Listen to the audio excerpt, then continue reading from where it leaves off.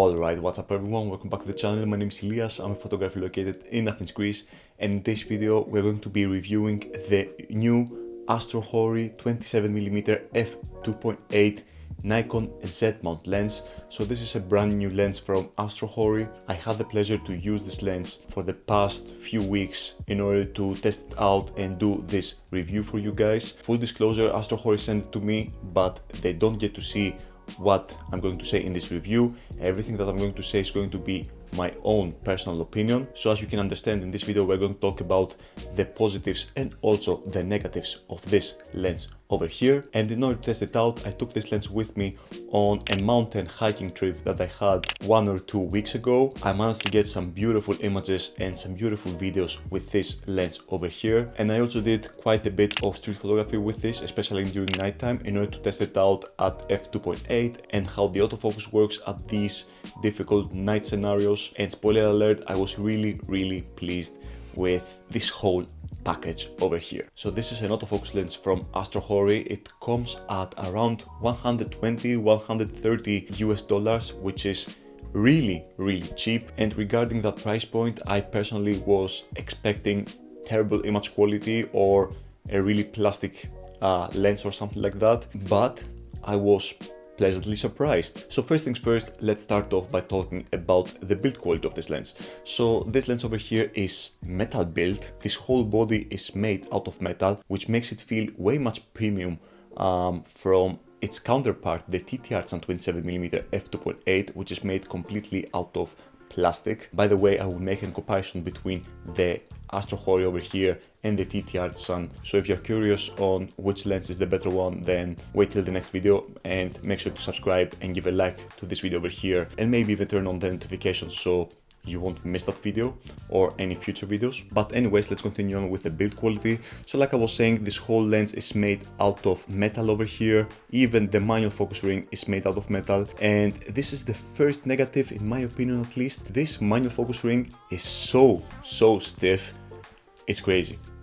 Never in my life have I seen a stiff manual focus ring like this one. It is made out of metal, so it feels really well made, but it's so stiff.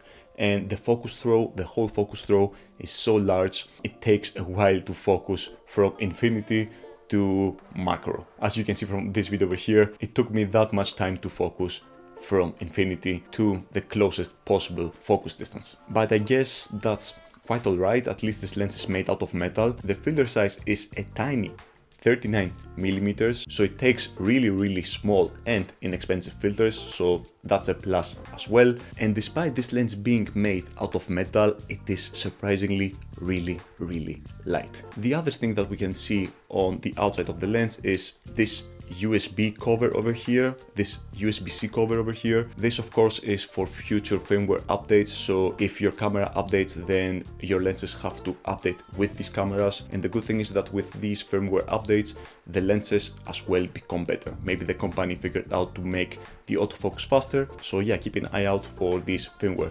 updates. And of course, the back of the lens is made out of metal as well.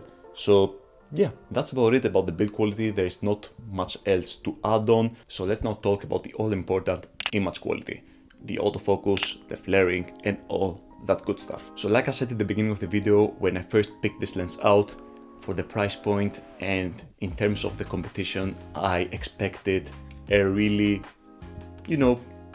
okay performance, something that I could use for an everyday lens and okay, post a few images here and there. But this lens is actually sharp. Even at f2.8, at the middle of the image, you get a lot of sharpness. When I first was checking the images on the back of the camera, I was really surprised. I'm like, yeah, it can't be that sharp. Like, I have to check it out on my computer. And then I took these test shots over here, and as you can see, at f2.8 in the middle of the image, we have so much sharpness. At the corners you can see that we have some kind of a strong vignette at f2.8, but the sharpness keeps up throughout the whole frame unless we get towards to the very end of the corners.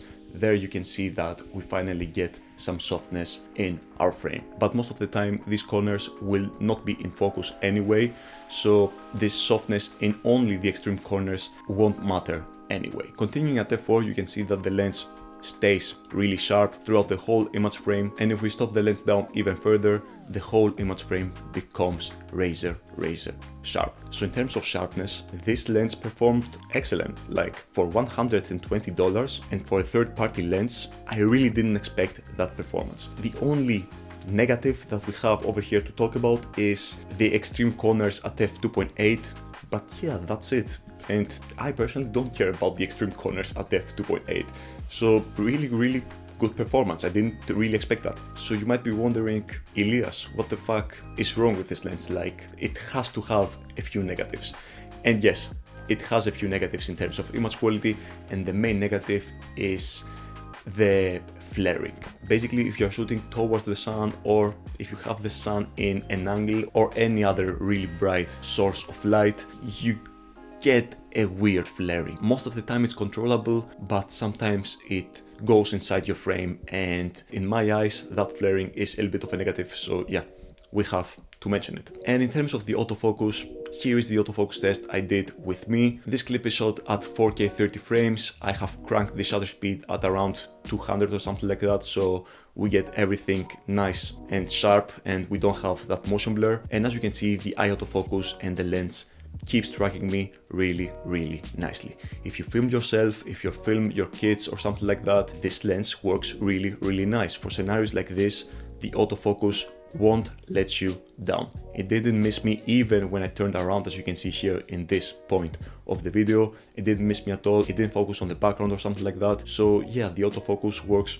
really nicely as well. Of course, I wouldn't use this lens in order to track athletes or something like that, but yeah, for filming yourselves like I do over here, for scenarios like these, the autofocus is more than capable. And even on my night street photography session, this lens performed really well in these low light situations in terms of autofocus. It did a much better job from the TT Artisan, which I remember had a few problems in low light, but of course when you're shooting in low light, that autofocus speed drops a little bit, but it didn't get in the way of my shooting experience. So it feels like I'm praising this lens so much, but it's the truth. Like, what can I do?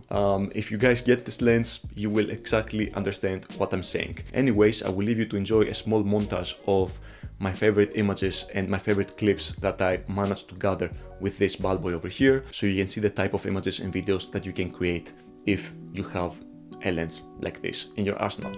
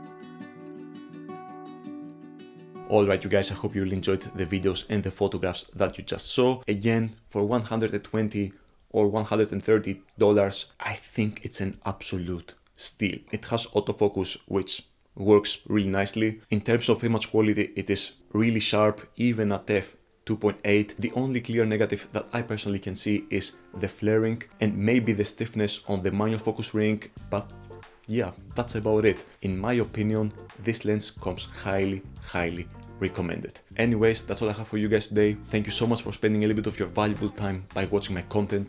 This really means the world to me. If you're new here and you like photography, videography, street photography, travel photography, wedding photography, professional photography of any kind, then I'm doing everything in this channel over here together with you guys. So if you like to see all these things and a little bit of gear talk, then definitely subscribe and maybe even like the videos, because this really helps out with the algorithm. If you like the editing on the images that you saw in this video or on my Instagram or on my other YouTube videos, almost all of them are edited with my Lightroom presets, which you can grab down below in the description. I have a really affordable preset pack which contains 40 plus presets for you to play around with. So if you like to support me even further, then that's the right way to do it. But if you can't afford them, or if you have your own presets, that's quite alright.